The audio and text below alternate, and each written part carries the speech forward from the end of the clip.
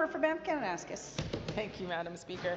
Wow, there's just a lot of things I want to respond to in that speech. I'm going to try to stay focused. I will just say, though, that the minister talks about the conservative policy, ideology, perspective of small government. More than half of that caucus is a minister, Madam Speaker. That is not a small government. That's the biggest government in Alberta history. And along with all of those ministries, everybody gets a ministry. Along with all of those ministries comes a whole bunch of bureaucracy, Madam Speaker. So it's a bit rich for the member opposite to talk about how the NDP likes bureaucracy when they've created more bureaucracy than any government ever before. Okay, so the minister is not wrong. I am opposed to this bill for red tape reduction, not because I'm opposed to reducing red tape, but because I actually think some of the bill increases red tape, which I'll get to in a moment. The minister talked quite a bit about the daylight saving allocations and changes in this bill. He said repeatedly how this is what Albertans want. I just want to take a moment to remind the minister that there was a referendum about daylight saving and Albertans voted against it. So it's actually the opposite of what Albertans want. So it's just a little bit funny. I think the minister's memory is perhaps getting tainted by the fact that we're in the last week of session and we're all feeling a little bit tired. So I'm just going to take this time to remind him that Albertans actually voted against daylight saving. But I will also point out that Albertans have never had an opportunity to vote on standard saving. So while I agree that probably the majority of the population does want to change their clock or stop changing their clocks, I'd love to see where the minister gets his data from, because there's never been a referendum with just that simple question. But also, Albertans have never been asked if they would like to go to standard time. And I can tell the minister that most of the comments that I've received to my inbox and from my constituents around stopping changing the clocks has been in support of not changing our clocks anymore, but has been asking about why we haven't been asked to go to standard time. Some people have suggested that that's part of the fall referendum because they don't want to do daylight saving time. Yesterday, I tabled an article from the ski hills talking about how daylight saving is going to be really detrimental to Lake Louise, Sunshine, Nakiska, Norquay ski hills and their plans for the winter. I just want to take some time to go into a little bit more of why daylight saving is detrimental to the ski industry. The ski industry is a huge economic driver in my riding of Banff-Kananaskis, but also for the province tourism sector during the winter. If people are coming to Alberta during the winter time, they're probably coming to ski for at least a part of their vacation. And a lot of Albertans use our Lake Louise, Sunshine, Norquay, Nakiska ski hills for recreation also.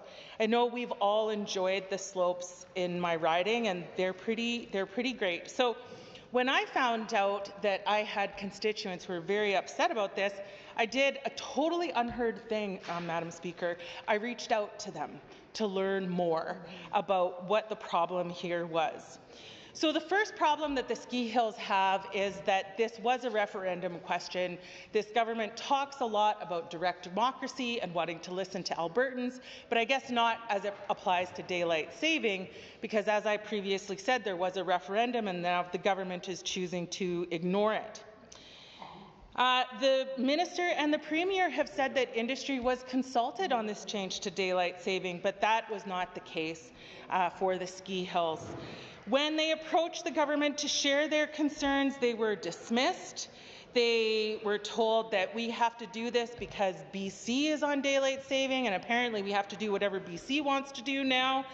But this is a big deal for the ski hills, and there's a few reasons why. So first of all, skiers love to get first tracks. If you are a skier, if you know skiers like to be on the hill first thing in the morning. And when first tracks are potentially going to start at 11 a.m., that's not really first tracks anymore because the sun is coming up later, because as my colleague from Edmonton Gold Bar explained, the Earth is round and revolves on its axis and around the sun, which means that the days in the winter are just shorter. They just are. They're quite a bit shorter. So what happens when ski hills have to open later? It's not just a matter of shifting their hours to be opening and closing an hour later in the day. A lot of times ski hills have to conduct safety measures like avalanche control, and they can only do that when it gets light outside. So if the sun isn't coming up until 10 a.m., that means that they can't do safety measures until 10 a.m., which means first lift would be even later than that. So people who want to get first tracks will wake up when they wake up at like 8 or 9, or maybe they're going to get their kids off to school at 8:30 in the morning, and then they'll have to sit around and wait for the lifts to open for a couple of hours. That might not seem a big deal if you live in Calgary and you have to drive to the hill, but if you live in Canmore and Banff and you're at the hill already, it's a little bit annoying. But the important part about this is that most people stop skiing around 3 or 3:30 in the afternoon because they have après-ski plans, they have dinner plans, or whatever. And the point is that when the ski hills do extend their hours later in the day, they still find that most people leave the hill around 3 or 3:30 in the afternoon because they have evening plans.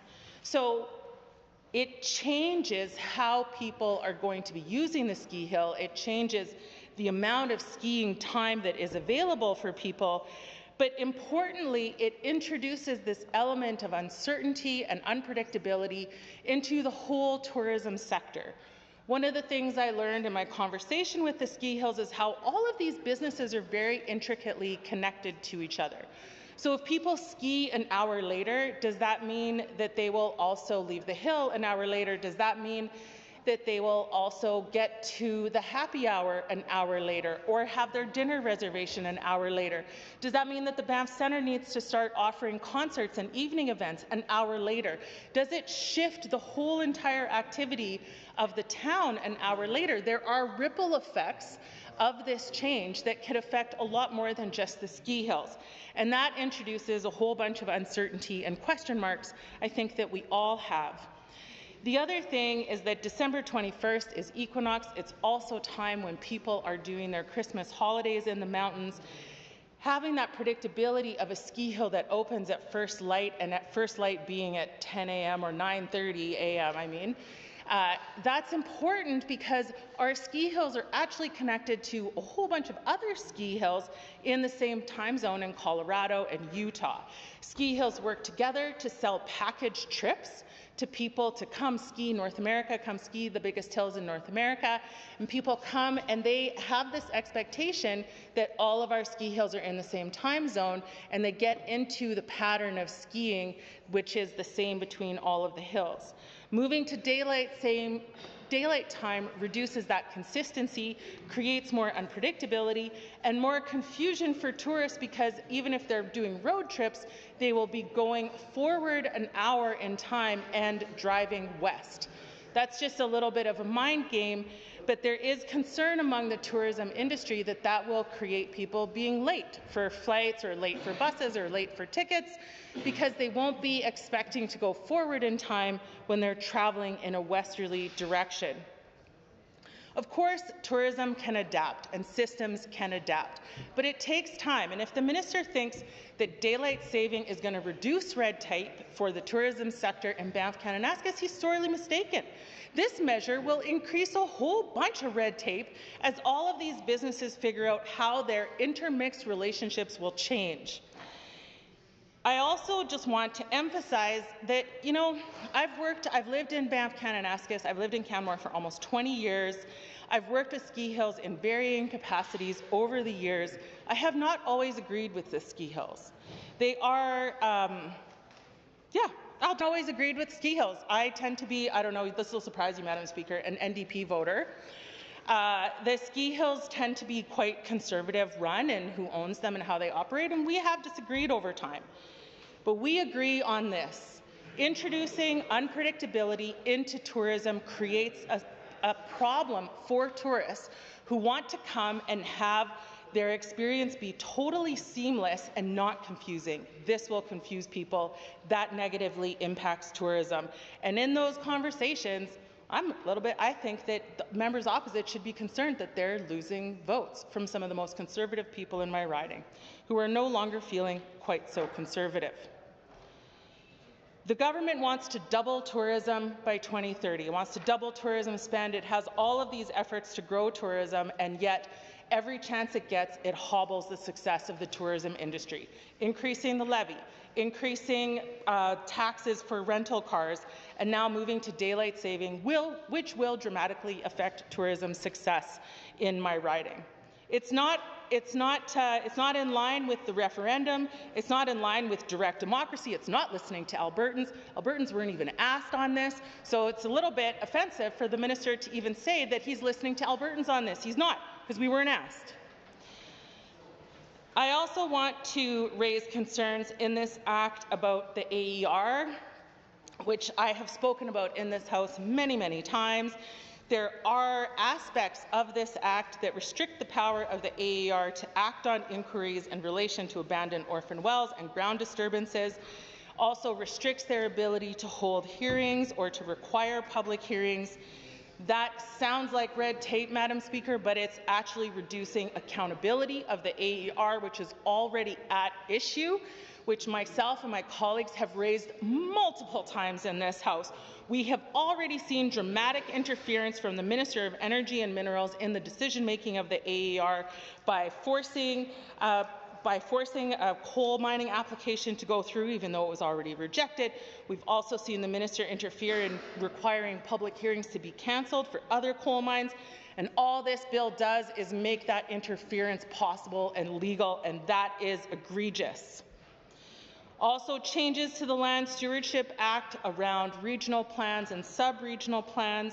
I agree that sub-regional plans should be a part of the Land Stewardship Act, but sub-regional plans do not replace regional plans. The whole hierarchy of land use planning was created so that regional plans provide this overarching vision, sub-regional plans provide a higher level of detail, but how those sub-regional plans piece together to feed into the regional plan is really critical to accomplishing large landscape scale objectives around land and water stewardship and Indigenous engagement and involvement in land management. Changing how that works, putting more emphasis on sub-regional plans might be easier because regional plans are really hard to do, but it's not actually meeting the original objective of the Land Stewardship Act and why it was brought forward by a Conservative government previously.